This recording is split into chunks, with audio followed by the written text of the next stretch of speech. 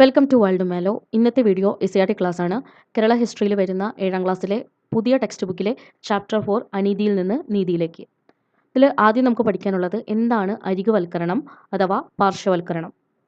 തുല്യ പരിഗണന ലഭിക്കേണ്ട ഇടങ്ങളിൽ നിന്ന് ചില വിഭാഗങ്ങളെ മാറ്റി നിർത്തുന്ന പ്രക്രിയയാണ് അരികുവൽക്കരണം അഥവാ പാർശ്വവൽക്കരണം എന്ന് പറയുന്നത്. തുല്യ പരിഗണന ലഭിക്കേണ്ട ഇടങ്ങളിൽ നിന്ന് ചില വിഭാഗങ്ങളെ മാറ്റി നിർത്തുന്ന പ്രക്രിയയാണ് അരികുവൽക്കരണം അഥവാ പാർശ്വവൽക്കരണം. ഏതൊക്കെ സാഹചര്യങ്ങൾ കൊണ്ടായിരിക്കും ഈ അരികുവൽക്കരണം അഥവാ പാർശ്വവൽക്കരണം സംഭവിക്കുക? പ്രകൃതി ദുരന്തങ്ങൾ, മനുഷ്യനിർമ്മിത ദുരന്തങ്ങൾ എന്നിവയാൽ സ്വന്തമായി ഉണ്ടായിരുന്ന വസ്തുക്കൾ നഷ്ടപ്പെടുന്നതിലൂടെ അരികുവൽക്കരണം ഉണ്ടാകുന്നു. പ്രകൃതി ദുരന്തങ്ങൾ, മനുഷ്യനിർമ്മിത ദുരന്തങ്ങൾ എന്നിവയാൽ സ്വന്തമായി ഉണ്ടായിരുന്ന വസ്തുക്കൾ നഷ്ടപ്പെടുന്നതിലൂടെ അരികുവൽക്കരണം ഉണ്ടാകുന്നു. വെള്ളപ്പൊക്കം, ഭൂമികുലുക്കം, കടൽക്ഷോഭം, ഉരുൾപൊട്ടൽ മുതലായ പ്രകൃതി ദുരന്തങ്ങൾ വഴിയും യുദ്ധം, അപകടങ്ങൾ, വ്യവസായശാലകളിലെ ദുരന്തങ്ങൾ മുതലായ മനുഷ്യനിർമ്മിത ദുരന്തങ്ങൾ വഴിയും അരികുവൽക്കരണം സംഭവിക്കുന്നു.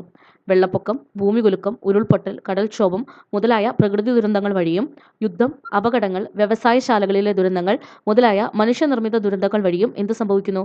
അരികുവൽക്കരണം സംഭവിക്കുന്നു. ജാതി, മത, ഗോത്ര, ലിംഗ പദവികളിലെ വ്യത്യാസത്തിന്റെ അടിസ്ഥാനത്തിൽ ചിലരെ മനഃപൂർവ്വം ഒഴിവാക്കുന്നത് അരികുവൽക്കരണം സംഭവിക്കുന്നു. ജാതിമത ഗോത്ര ലിംഗ പദവികളിലെ വ്യത്യാസത്തിന്റെ അടിസ്ഥാനത്തിൽ ചിലരെ മനഃപൂർവ്വം ഒഴിവാക്കുന്നതും എന്ത് തന്നെയാണ്? അരികുവൽക്കരണം തന്നെയാണ്. വിദ്യാഭ്യാസത്തിനുള്ള അവസരം നിഷേധിക്കുന്നതും എന്തിനുദാഹരണമാണ്? അരികുവൽക്കരണത്തിന് ഉദാഹരണമാണ്.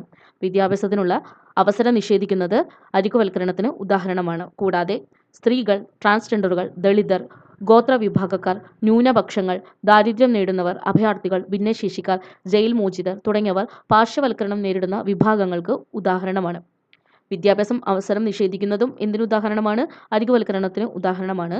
കൂടാതെ സ്ത്രീകൾ, ട്രാൻസ്ജെൻഡറുകൾ, ദളിതർ, ഗോത്ര വിഭാഗക്കാർ, ന്യൂനപക്ഷങ്ങൾ, ദാരിദ്ര്യം നേരിടുന്നവർ, അഭയാർത്ഥികൾ, ഭിന്നശേഷിക്കാർ, ജയിൽ മോചിതർ തുടങ്ങിയവർ പാർശ്വവൽക്കരണം നേരിടുന്ന വിഭാഗങ്ങൾക്ക് ഉദാഹരണമാണ്. ഇതാണ് അരികുവൽക്കരണം അഥവാ പാർശ്വവൽക്കരണം. അത് ഉണ്ടാവാനിടയായിട്ടുള്ള സാഹചര്യങ്ങളും. അടുത്തൊരു പോയിന്റ് നമുക്ക് പഠിക്കാനുള്ളത് വിദ്യ കൊണ്ട് പ്രബുദ്ധരാവുക എന്ന സന്ദേശം ആരുടേതാണ്? ശ്രീനാരായണ ഗുരുവിൻ്റെതാണ്. വിദ്യ കൊണ്ട് പ്രബുദ്ധരാവുക എന്ന സന്ദേശം ആരുടേതാണ്? ശ്രീനാരായണ ഗുരു. ജാതിമത ചൂഷണത്തിന് വിധേയമായ സമൂഹത്തെ വിശേഷിപ്പിക്കുന്ന പദം ദളിത്. ജാതിമത ചൂഷണത്തിന് വിധേയമായ സമൂഹത്തെ വിശേഷിപ്പിക്കുന്ന പദം ഏതാണ്? ദളിത് എന്നാണ്. ദളിത് എന്ന പദം ആദ്യമായി ഉപയോഗിച്ചതാരാണ്? ജ്യോതിറാവ് ഫുലെയാണ്. ദളിത് എന്ന പദം ആദ്യമായി ഉപയോഗിച്ചതാരാണ്? ജ്യോതിറാവു ഫുലെ. ജ്യോതിറാവു ഫുലെ 1827 മുതൽ 1890 വരെയാണ് ജ്യോതിറാവു ഫുലേന്റെ ജീവിത കാലഘട്ടം. 1827 മുതൽ 1890 വരെ. ജാതിമത ചൂഷണത്തിന് വിധേയമായ സമൂഹത്തെ വിശേഷിപ്പിക്കുന്ന പദമാണ് ദളിത്. സാമൂഹിക മാറ്റത്തിന് തുടക്കം കുറിച്ച ജ്യോതിറാവു ഫുലെയാണ് ഈ പദം ആദ്യമായിട്ട് ഉപയോഗിച്ചത്. സാമൂഹിക മാറ്റത്തിന് തുടക്കം കുറിച്ച ജ്യോതിറാവു ഫുലെയാണ് ദളിത് എന്ന പദം ആദ്യമായിട്ട് ഉപയോഗിച്ചത്. സ്ത്രീകൾ, ദളിതർ എന്നിവർക്കായി വിദ്യാഭ്യാസ സ്ഥാപനങ്ങൾ ഫൂലെ സ്ഥാപിച്ചു. അടുത്ത് നമുക്ക് പഠിക്കാനുള്ളത് സാവിത്രിബായ് ഫുലെ. 1831 മുതൽ 1897 വരെയാണ് സാവിത്രിബായ് ഫുലെയുടെ ജീവിത കാലഘട്ടം. 1831 മുതൽ 1897 വരെ. പെൺകുട്ടികൾക്കായി ഇന്ത്യയിൽ ആദ്യമായിട്ട് സ്ഥാപിച്ച പൂനെയിലെ വിദ്യാലയത്തിലെ പ്രധാന അധ്യാപികയായിരുന്നു. പെൺകുട്ടികൾക്കായി ഇന്ത്യയിൽ ആദ്യമായിട്ട് സ്ഥാപിച്ച വിദ്യാലയം എവിടെയാണ്? പൂനെയിലാണ്. കൃഷിക്കാർക്കും തൊഴിലാളികൾക്കും നിശാ പാഠശാല സ്ഥാപിച്ചു. സാവിത്രിബായ് ഫുലെ പെൺകുട്ടികൾക്ക് ഇന്ത്യയിൽ ആദ്യമായിട്ട് സ്ഥാപിച്ച വിദ്യാലയത്തിലെ പ്രധാന അധ്യാപികയായിരുന്നു. എവിടെയായിരുന്നു ആ വിദ്യാലയം സ്ഥാപിച്ചത്? പൂനെയിൽ. അതുകൂടാതെ കൃഷിക്കാർക്കും തൊഴിലാളികൾക്കുമായി നിശാ പാഠശാല സ്ഥാപിച്ചു. വിദ്യാഭ്യാസ മേഖലയിലെ ഇവരുടെ സമഗ്ര സംഭാവനകൾ പരിഗണിച്ച് പൂനെ യൂണിവേഴ്സിറ്റിയെ സാവിത്രിബായ് ഫുലെ പൂനെ യൂണിവേഴ്സിറ്റി എന്ന് പുനർനാമകരണം ചെയ്തു. വിദ്യാഭ്യാസ മേഖലയിലുള്ള ഇവരുടെ സമഗ്ര സംഭാവനകൾ പരിഗണിച്ചുകൊണ്ട് പൂനെ യൂണിവേഴ്സിറ്റിനെ സാവിത്രിബായ് ഫുലെ പൂനെ യൂണിവേഴ്സിറ്റി എന്ന് പുനർനാമകരണം ചെയ്തു. സാവിത്രിബായിയുടെ കാലഘട്ടം എന്നായിരുന്നു? 1831 മുതൽ 1897 വരെ. സ്വാഭിമാന പ്രസ്ഥാനത്തിന്റെ സ്ഥാപകൻ ആരാണ്? Periyar E V Ramaswamy Naicker. സ്വാഭിമാന പ്രസ്ഥാനത്തിന്റെ സ്ഥാപകൻ പെരിയാർ ഇ വി രാമസ്വാമി നായ്ക്കർ.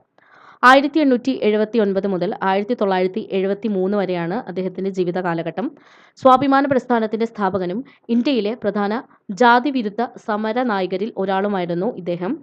സാമൂഹിക പരിഷ്കർത്താവായ ഇദ്ദേഹം ബ്രാഹ്മണ ആധിപത്യത്തിലൂന്നിയ സാമൂഹിക വിവേചനത്തിനെതിരെ നിലകൊണ്ടു. സ്ത്രീ വിദ്യാഭ്യാസത്തിന്റെ പ്രാധാന്യത്തെക്കുറിച്ച് ബോധ്യപ്പെടുത്തി പ്രവർത്തിച്ച വ്യക്തി കൂടിയായിരുന്നു പെരിയാർ. സ്വാഭിമാന പ്രസ്ഥാനത്തിന്റെ സ്ഥാപകൻ ആരാണ്? Periyar E V Ramaswamy Naicker. അടുത്തത് വെറിയർ എൽവിൻ ആണ്. 1902 1964 വരെയാണ് ഇദ്ദേഹത്തിൻ്റെ ജീവിതകാലഘട്ടം. 1902 മുതൽ 1964 വരെ. ഇന്ത്യൻ നരവംശശാസ്ത്രത്തിൽ ഏറ്റവും പ്രധാനപ്പെട്ട സംഭാവനകൾ നൽകിയ വ്യക്തികളിലൊരാൾ. ഗോത്രമനുഷ്യരുടെ തനത് ജീവിതത്തിൻ്റെ സംരക്ഷണത്തിനു വേണ്ടി പ്രവർത്തിച്ചു. ഗോത്രമനുഷ്യരോടുള്ള ഇന്ത്യയുടെ നയം രൂപീകരിക്കുന്നതിൽ കാര്യമായി സ്വാധീനം ചെലുത്തിയ വ്യക്തി കൂടിയായിരുന്നു വെറിയർ എൽവിൻ. ഗോത്രമനുഷ്യരോടുള്ള ഇന്ത്യയുടെ നയം രൂപീകരിക്കുന്നതിൽ കാര്യമായ സ്വാധീനം ചെലുത്തിയ വ്യക്തി വെറിയർ എൽവിൻ. അദ്ദേഹത്തിൻ്റെ ജീവിത കാലഘട്ടം 1902 മുതൽ 1964 വരെ. അടുത്തത് ഡോക്ടർ എ അയ്യപ്പൻ. 1905 മുതൽ 1988 വരെയാണ് ഡോക്ടർ എ അയ്യപ്പൻ്റെ ജീവിതകാലഘട്ടം. തൃശൂർ ജില്ലയിലെ പവറട്ടിയിൽ 1905 ഫെബ്രുവരി 5-നാണ് അയ്യപ്പൻ്റെ ജനനം. എവിടെ? തൃശൂർ ജില്ലയിലെ പവറട്ടിയിൽ 1905 ഫെബ്രുവരി 5-നാണ് അയ്യപ്പൻ്റെ ജനനം. ഇന്ത്യൻ സംസ്കാരങ്ങളെക്കുറിച്ച് പഠിച്ച പ്രമുഖ നരവംശ ശാസ്ത്രജ്ഞനാണ് ഡോക്ടർ എ അയ്യപ്പൻ. ഇന്ത്യൻ സംസ്കാരങ്ങളെക്കുറിച്ച് പഠിച്ച പ്രമുഖ നരവംശ ശാസ്ത്രജ്ഞനാണ് doctor A Ayyappan. London school of എക്കണോമിക്സിൽ നിന്ന് മലിനോസ്കിയുടെയും റൈമണ്ട് ഫിർത്തിൻ്റെയും കീഴിൽ ഗവേഷണ പഠനം പൂർത്തിയാക്കി. കേരളത്തിലെ ഇഴവഗോത്ര സമുദായങ്ങളെക്കുറിച്ചുള്ള പഠനത്തിന് സമഗ്ര സംഭാവനകൾ നൽകിയ വ്യക്തിയാണ് ഡോക്ടർ എ അയ്യപ്പൻ. കേരളത്തിലെ ഇഴവഗോത്ര സമുദായങ്ങളെക്കുറിച്ചുള്ള പഠനത്തിന് സമഗ്ര സംഭാവനകൾ നൽകിയ വ്യക്തി ഡോക്ടർ എ അയ്യപ്പൻ. 2020 രാജ്യത്തെ മികച്ച ഗായികയ്ക്കുള്ള ദേശീയ ചലച്ചിത്ര പുരസ്കാരം ലഭിച്ചതാർക്കാണ്? നഞ്ചിയമ്മയ്ക്കാണ്. 2020 രാജ്യത്തെ മികച്ച ഗായികയ്ക്കുള്ള ദേശീയ ചലച്ചിത്ര പുരസ്കാരം ലഭിച്ചതാർക്കാണ്? നഞ്ചിയമ്മ. പാലക്കാട് ജില്ലയിലെ അട്ടപ്പാടിയിലെ ഇരുള വിഭാഗത്തിൽ നിന്നാണ് നഞ്ചിയമ്മ 2020 രാജ്യത്തെ മികച്ച ഗായികയ്ക്കുള്ള ദേശീയ ചലച്ചിത്ര പുരസ്കാരം ലഭിച്ചത്. ഗോത്രവിഭാഗത്തിൽ നിന്ന് ഈ പുരസ്കാരം നേടുന്ന ആദ്യത്തെ വ്യക്തി കൂടിയാണ് നഞ്ചിയമ്മ. പാലക്കാട് ജില്ലയിലെ അട്ടപ്പാടിയിലെ ഇരുള വിഭാഗത്തിൽ നിന്നുള്ള നഞ്ചിയമ്മയ്ക്കായിരുന്നു 2020 രാജ്യത്തെ മികച്ച ഗായികയ്ക്കുള്ള ദേശീയ ചലച്ചിത്ര പുരസ്കാരം ലഭിച്ചത്. ഗോത്രവിഭാഗത്തിൽ നിന്ന് ഈ പുരസ്കാരം നേടുന്ന ആദ്യത്തെ വ്യക്തി കൂടിയാണ് നഞ്ചിയമ്മ. പണ്ഡിത രമാബായി. 1858 മുതൽ 1922 വരെയായിരുന്നു പണ്ഡിത രമാബായിയുടെ കാലഘട്ടം. 1858 മുതൽ 1922 വരെ. 19-ാം നൂറ്റാണ്ടിൽ സ്ത്രീകളുടെ അവകാശത്തിനും ശാക്തീകരണത്തിനുമായി പ്രവർത്തിച്ച ഇന്ത്യയിലെ സാമൂഹിക പരിഷ്കർത്താക്കളിൽ പ്രധാനപ്പെട്ട വ്യക്തിയാണ് പണ്ഡിത രമാബായി. വിധവകളുടെ വിദ്യാഭ്യാസവും ക്ഷേമവും പ്രധാന മേഖലയായിരുന്നു. ഇന്ത്യയിലെ സ്ത്രീകളുടെ അവസ്ഥയെക്കുറിച്ച് പഠിക്കുകയും പ്രശ്നങ്ങൾ പരിഹരിക്കാൻ വേണ്ട പ്രവർത്തനങ്ങൾക്ക് നേതൃത്വം നൽകുകയും ചെയ്തു. 1858 മുതൽ 1922 വരെയായിരുന്നു പണ്ഡിത രമാബായിയുടെ കാലഘട്ടം. ഗോത്ര ജനവിഭാഗം ഉപയോഗിക്കുന്ന ചില വാദ്യ ഉപകരണങ്ങളാണ് പെറെ, തുടി, ദവിൽ. ഗോത്ര ജനവിഭാഗം ഉപയോഗിക്കുന്ന ചില വാദ്യോപകരണങ്ങളാണ് പെറെ, തുടി, ദവിൽ. കേരളത്തിൽ വൈദ്യശാസ്ത്രത്തിൽ ബിരുദം നേടിയ ആദ്യ വനിത ഡോക്ടർ പുന്നൻ ലൂക്കോസ്. കേരളത്തിൽ വൈദ്യശാസ്ത്രത്തിൽ ബിരുദം നേടിയ ആദ്യ വനിത ഡോക്ടർ പുന്നൻ ലൂക്കോസ്. തിരുവിതാംകൂർ ലെജിസ്ലേറ്റീവ് കൗൺസിലിലെ ആദ്യ വനിതാ പ്രതിനിധി ഡോക്ടർ പുന്നൻ ലൂക്കോസ്. തിരുവിതാംകൂർ ലെജിസ്ലേറ്റീവ് കൗൺസിലിലെ ആദ്യ വനിതാ പ്രതിനിധി doctor Punnen Lukose. Botanical survey of ഇന്ത്യയുടെ ആദ്യത്തെ ഡയറക്ടർ ജനറൽ ആരായിരുന്നു? E K Janaki Ammal. Botanical survey of ഇന്ത്യയുടെ ആദ്യത്തെ ഡയറക്ടർ ജനറൽ ആരായിരുന്നു? ഇ കെ ജാനകി അമ്മാൾ. ഡോക്ടർ പുന്നൻ ലൂക്കോസ്. 1886 ജനനം, 1976 വരെ. 1886 മുതൽ 1976 വരെയാണ് ഡോക്ടർ പുന്നൻ ലൂക്കോസിൻ്റെ ജീവിതകാലഘട്ടം. ഇന്ത്യൻ സർവകലാശാലകൾ സ്ത്രീകൾക്ക് MBBS പ്രവേശനം നൽകാത്തതിനാൽ ലണ്ടൻ യൂണിവേഴ്സിറ്റിയിൽ നിന്ന് അവർ ബിരുദം കരസ്ഥമാക്കി. കേരളത്തിൽ വൈദ്യശാസ്ത്രത്തിൽ ബിരുദം നേടിയ ആദ്യ വനിത എന്ന നിലയിൽ പ്രശസ്തയായി. തിരുവിതാംകൂർ ലെജിസ്ലേറ്റീവ് കൗൺസിലിലെ ആദ്യ വനിതാ പ്രതിനിധി കൂടിയായിരുന്നു ഡോക്ടർ പുന്നൻ ലൂക്കോസ്. കേരളത്തിൽ വൈദ്യശാസ്ത്രത്തിൽ ബിരുദം നേടിയ ആദ്യ വനിത, തിരുവിതാംകൂർ ലെജിസ്ലേറ്റീവ് കൗൺസിലിലെ ആദ്യ വനിതാ പ്രതിനിധി എന്നീ നിലകളിൽ പ്രശസ്തി നേടിയ വ്യക്തിയായിരുന്നു ഡോക്ടർ പുന്നൻ ലൂക്കോസ്. 1886 മുതൽ 1976 വരെയാണ് ഡോക്ടർ പുന്നൻ ലൂക്കോസിൻ്റെ ജീവിതകാലഘട്ടം. അടുത്തത് ഇ കെ ജാനകി അമ്മാൾ. കേരളത്തിലെ തലശ്ശേരിയിൽ ജനിച്ച വിശ്വപ്രസിദ്ധയായ സസ്യശാസ്ത്രജ്ഞയാണ് ഇ കെ ജാനകി അമ്മാൾ. കേരളത്തിൽ എവിടെയാണ് ജനിച്ചത്? തലശ്ശേരിയിലാണ്. കോയമ്പത്തൂരിലെ കരിമ്പ് ഗവേഷണ കേന്ദ്രത്തിൽ അത്യുൽപാദന ശേഷിയുള്ള സങ്കര ഇനം കരിമ്പ് വികസിപ്പിച്ചു. കോയമ്പത്തൂരിലെ കരിമ്പ് ഗവേഷണ കേന്ദ്രത്തിൽ അത്യുൽപാദന ശേഷിയുള്ള സങ്കര ഇനം കരിമ്പ് വികസിപ്പിച്ചു. ബൊട്ടാണിക്കൽ സർവേ ഓഫ് ഇന്ത്യ ആദ്യ ഡയറക്ടർ ജനറൽ ആരായിരുന്നു? ഇ കെ ജാനകി അമ്മാൾ ആയിരുന്നു. ബൊട്ടാണിക്കൽ സർവേ ഓഫ് ഇന്ത്യയുടെ ആദ്യത്തെ ഡയറക്ടർ ജനറൽ ആരായിരുന്നു? ഇ കെ ജാനകി അമ്മാൾ. 1977 പത്മശ്രീ പുരസ്കാരം ലഭിച്ചു. ഇ കെ ജാനകി അമ്മാളിന് 1977 പത്മശ്രീ പുരസ്കാരവും ലഭിച്ചു. അടുത്തൊരു പോയിന്റ് നമുക്ക് പഠിക്കാനുള്ളത് എന്താണ് ട്രാൻസ്ജെൻഡർ എന്നാണ്. ട്രാൻസ്ജെൻഡർ വ്യക്തി എന്നാൽ ജനന സമയത്ത് ആ വ്യക്തിക്ക് നൽകിയിട്ടുള്ള ലിംഗപദവിയുമായി പൊരുത്തപ്പെടാത്ത വ്യക്തി എന്നാണ് അർത്ഥമാക്കുന്നത്. എന്താണ് ട്രാൻസ്ജെൻഡർ? ട്രാൻസ്ജെൻഡർ വ്യക്തി എന്നാൽ ജനന സമയത്ത് ആ വ്യക്തിക്ക് നൽകിയിട്ടുള്ള ലിംഗപദവിയുമായി പൊരുത്തപ്പെടാത്ത വ്യക്തി എന്നാണ് അർത്ഥമാക്കുന്നത്.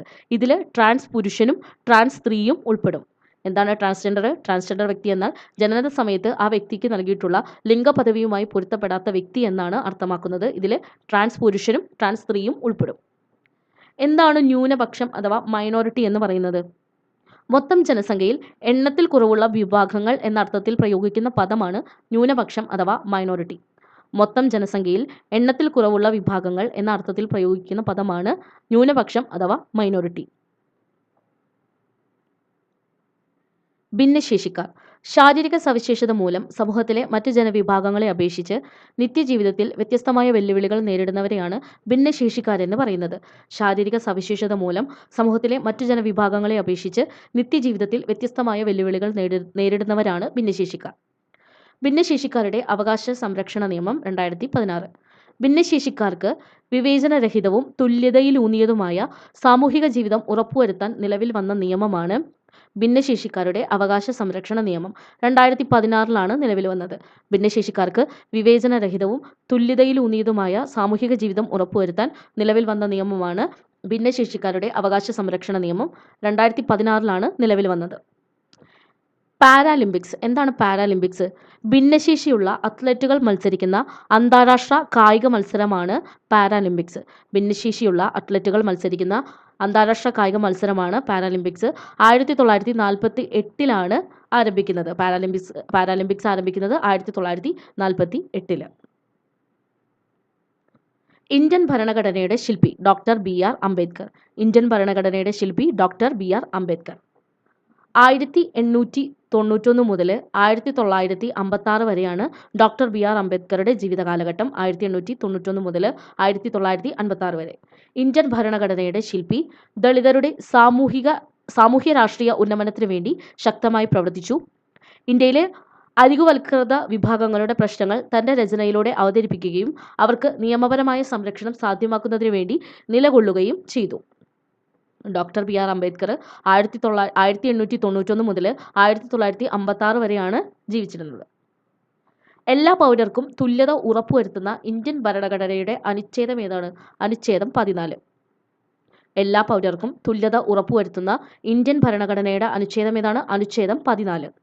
മതം, വംശം, ജാതി, ലിംഗഭേദം, ജനിച്ച സ്ഥലം എന്നിവയുടെ പേരിൽ യാതൊരു വിവേചനവും പാടില്ല എന്ന ഇന്ത്യൻ ഭരണഘടനയുടെ അനുച്ഛേദം ഏതാണ്? അനുച്ഛേദം 15. മതം, വംശം, ജാതി, ലിംഗഭേദം, ജനിച്ച സ്ഥലം എന്നിവയുടെ പേരിൽ യാതൊരു വിവേചനവും പാടില്ല എന്ന ഇന്ത്യൻ ഭരണഘടനയുടെ അനുച്ഛേദം ഏതാണ്? അനുച്ഛേദം 15. അപ്പോൾ ഇത്രയും പോയിന്റ്സ് ആണ് ഈ ചാപ്റ്ററിൽ പഠിക്കാനുള്ളൂ. Thanks for watching.